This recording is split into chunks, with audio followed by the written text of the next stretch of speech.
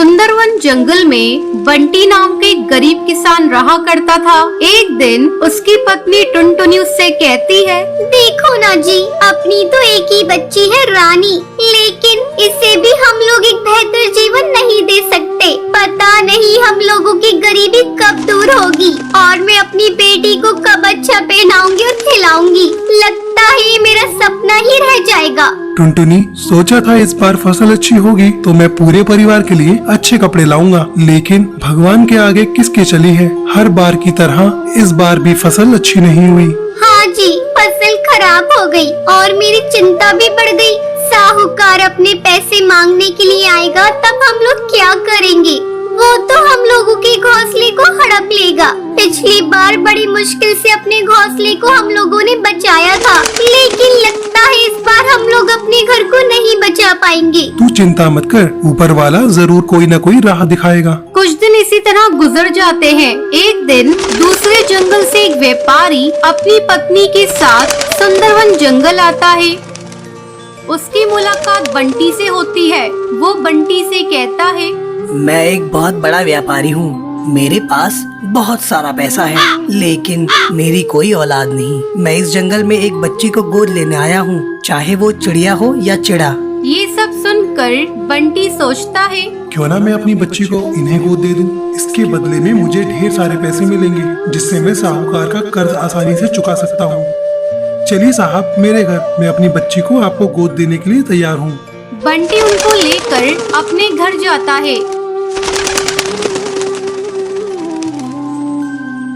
वो टुनटुनी को एक कोने में ले जाकर कहता है, टुनटुनी, ये दंपत्ति हमारे जंगल में एक बच्चा गोद लेने आए हैं। क्यों ना हम इन्हें अपनी बच्ची रानी को गोद दे दें। बदले में वो लोग हमें बहुत सारे पैसे देंगे, जिससे साहूकार का सारा कर्ज उतर जाएगा। ये आप कैसी बातें कर रहे हैं जी? मैं कैसे अपनी बच्ची को किसी को गोद दे दूं? टुनटुनी, ज्यादा पागल मत बन, ऐसा मौका बार बार नहीं मिलेगा। तू तो माँ फिर बन सकती है। तू ये भी तो सोच, रानी की जिंदगी संवर जाएगी।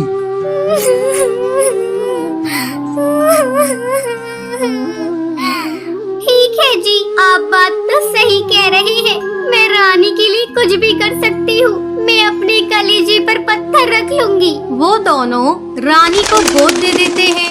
बदले में उन्हें ढेर सारा पैसा मिलता है। जाते समय रानी रोने लगती है।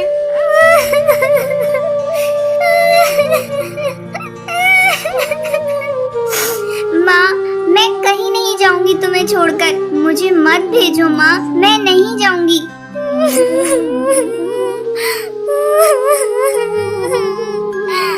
ये लोग तेरे नए माँ बाप हैं। तू इनके साथ जाएगी तो तुझे अच्छे अच्छे कपड़े पहनने को मिलेंगे, अच्छा अच्छा खाना खाने को मिलेगा। बेटा, तू जिद मत कर बेटा, मैं गरीब तुझे ये सब नहीं दे सकती। साहिब, जल्दी से ले जाइए आप यहाँ से। टुनटुनी की पड़ोसन दूर से ये सब देख रही थी। वो साहूकार के जाने के बाद वहाँ आकर कहती है, छी छी टुनटुनी, तू कैसी माँ है? तू अपनी ही बेटी को अपने से कैसे अलग कर सकती है? मैंने पहली बार देखा है कोई माँ अपनी बेटी के लिए इतना कठोर भी हो सकती है। अब हम लोग तुम्हारे साथ कोई रिश्ता नहीं रखेंगे।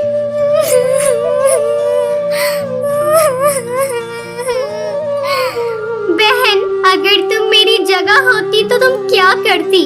मैं तो अपनी बेटी को बेहतर भविष्य देना चाहती हूँ, इसलिए मैंने उसे गोद दे दिया और ये मेरी बेटी है। मैं अपनी बेटी के साथ कुछ भी करूँ। आपको बोलने का कोई अधिकार नहीं है। आप यहाँ से जा सकती है।